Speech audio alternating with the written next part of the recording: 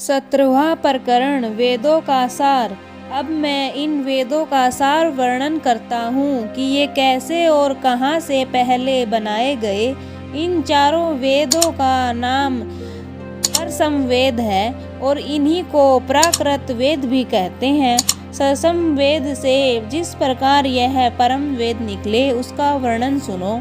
प्रथम ससमवेद में जो कबीर साहब की कोटवाणी कहलाती है, एक भाग का नाम ऋग्वेद है, इससे ऋग्वेद निकला।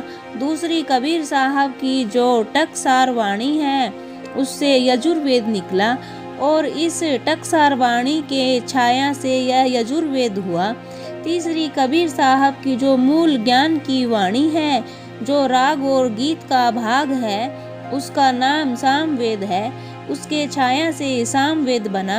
चौथा कबीर साहब का जो बीज ज्ञान है, उसके एक भाग का नाम अथवर्ण वेद है, उसके ढंग पर अथवर्ण वेद बना। चारों वेदों की उत्पत्ति तथा आरंभ यही है।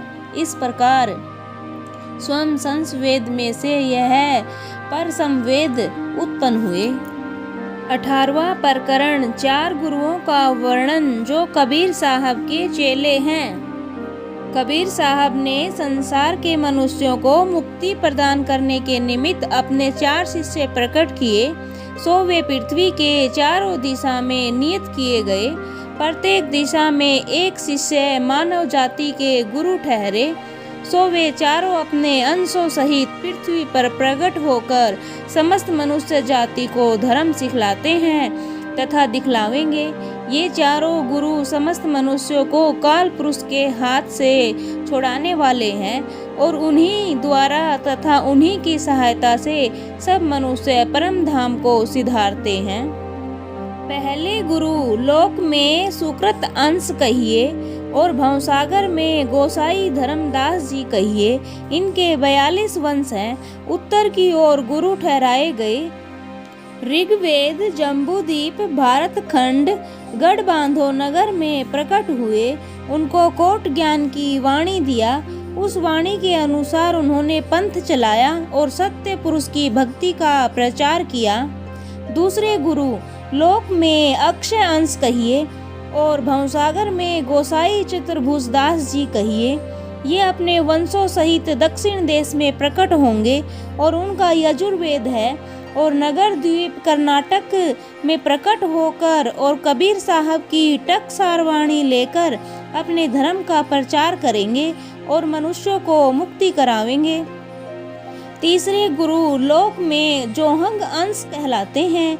भवसागर में राय बंके जी आपका नाम है और उनके 16 अंश हैं।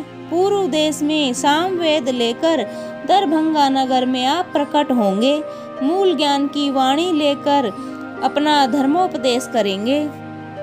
चौथे गुरु गोसाई सैतेजी जी पृथ्वी पर आपका नाम है और लोक में हिरंबर अंश कहते हैं।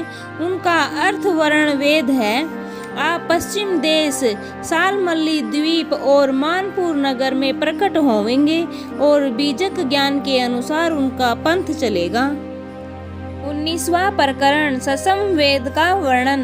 कबीर साहब ने जो अपने 4 चेलों को 4 वेद दिया और उन लोगों ने उनके अनुसार पंथ चलाए, सो उन चारों वेदों की वह सूरत अलग है।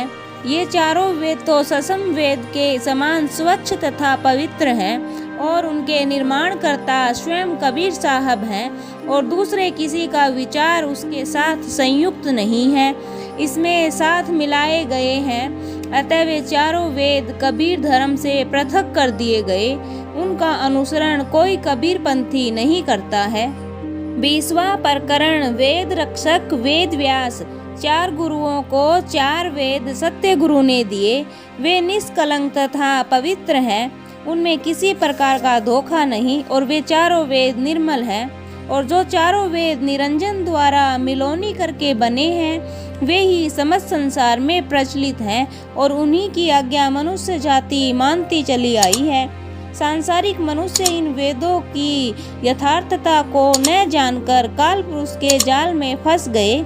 ये वेद भी तो गुप्त हो चुके थे कि उन पर बड़ी बड़ी कठिनाइयाँ पड़ी और महान महान आपत्तियां आई तथा वर्तमान वेद के उद्धारक व्यास जी हुए, जिन्होंने स्थान स्थान से वेद मंत्रों को एकत्रित करके 1,00,000 श्रुतियां बटोरी।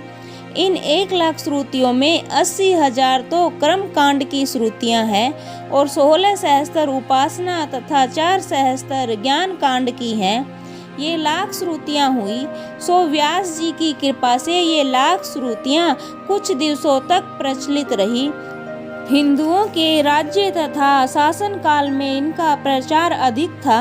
इन 1,00,000 श्लोकों के घटते घटते अब वर्तमान काल में बहुत थोड़े और नाम मात्र को रह गए हैं। वेदों में इतनी बाधाएं पड़ी कि जिससे ये विलोपित हो जाते, पर कुछ मंत्र जो अब बचे खुचे हैं उनमें भी पतित मनुष्य बाधा डालना चाहते हैं और उनकी व्याख्या दूसरे रूप में करके संसार को भटकाते और उनको धोखा देकर अंधे कुएं में डालते हैं।